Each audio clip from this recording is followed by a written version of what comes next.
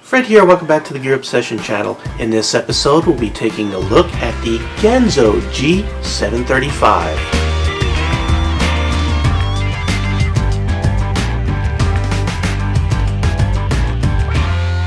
I finally found one. There are quite a few inexpensive rescue or emergency rescue knives out there, and none of them in this price range were worth reviewing until this one.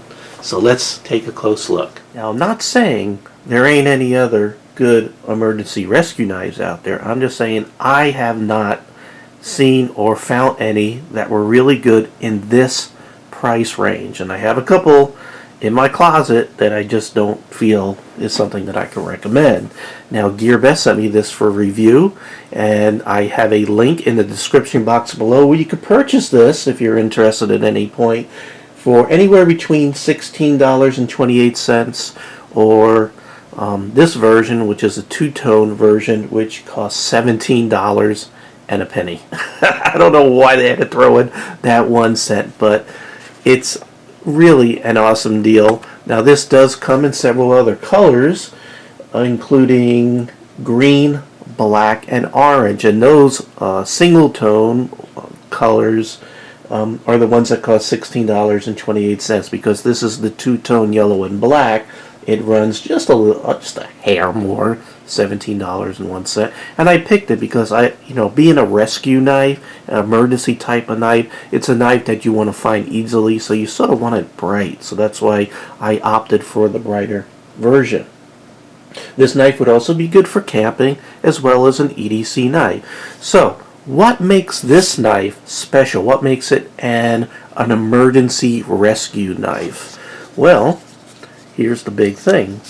Number one, glass breaker, and it's not a cheesy little teeny one that may break after the first time you use it. It's a very wide kind of glass breaker right there, as you can see, and it's also used to hold on the clip, which by the way is reversible. So this clip can be shifted over to the other side if you have a tool that can unscrew that, by the way, which is that's a little bit of a downer, but it could be left or right-handed, tip up only. You cannot mount it on the other side. Now, what makes this an emergency kind of knife is you have a belt cutter slash cord cutter right there. So you can just sort of cut your way out of a car in case of an emergency and you can't take your seatbelt off. This will do that for you, as well as the regular knife, but it's nice to have something that you may not stab yourself while you're trying to get yourself out of the vehicle when you're under duress. You also have, and this is kind of interesting because finally, and this way I'm saying that this is a good camping knife, it has a can opener. Usually they just throw bottle openers on a knife. This one, they put a can opener, which I prefer, because in a pinch you could still use this to pry a bottle cap off your beer or whatnot, but I'd rather have the can opener than a bottle opener. And also right here you can see there is a wire stripper. So that's what makes this knife very special. Now let's get back to the overall knife itself. The scales are G10. Again, this is the two-tone color one, and it comes in those 3 other colors. G10. It's pretty nice. It's the cuts here in this design are not too sharp, but they're there, and you can see how it holds my finger.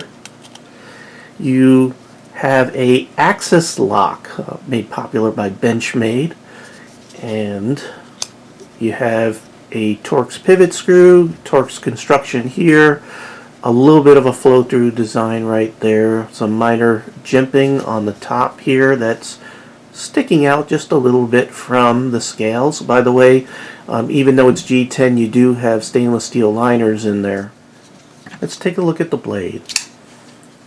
What you have here is a 3.5 inch long blade that's 1/8 of an inch thick and is made of 440C stainless steel, which has a HRC of 58. It's a drop point.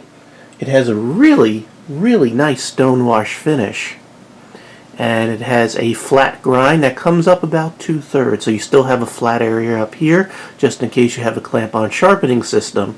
You also sort of have a sharpening choil down here, so if you use a stone you don't have to worry about scraping the shoulder here of the blade. By the way, I forgot the weight. It's up there just a little bit. It's 4.9 ounces, so it does have a little heft to it. You're definitely going to know it's in your pocket.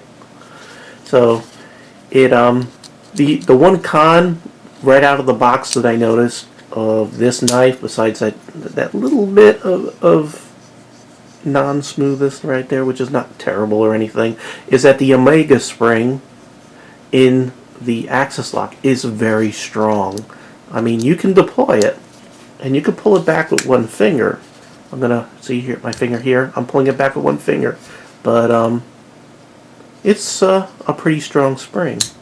You know, with age it will lighten up a little bit, but it may be kind of strong for some of you who are used to lighter ones like the ones on the bench made.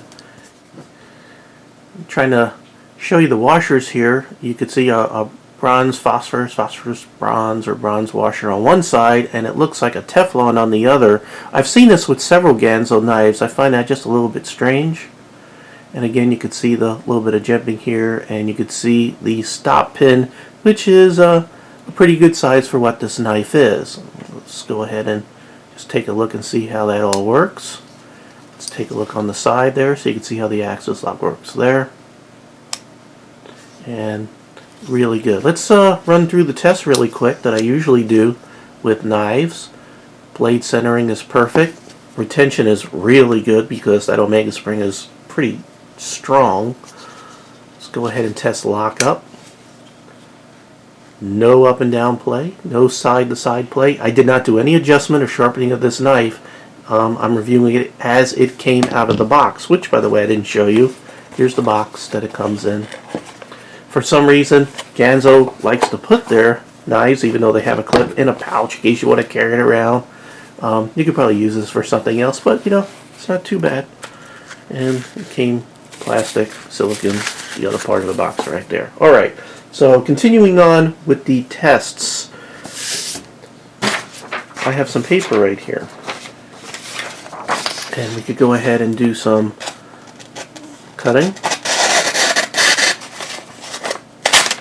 And it's a little rough. It could probably use just a little sharpening. It's not going to push cut, but not terribly sharp out of the box. Let me just do this one more time. Okay, but you can see there, you know, it's not exactly super sharp, which is okay. You could sharpen this up at 440C, so it's not terribly hard to sharpen. I'm wondering if I could shave with this at all. Maybe one or two hairs there, some skin, so we need to touch it up. So don't expect razor sharp out of the box. Cardboard, no problem there. Okay.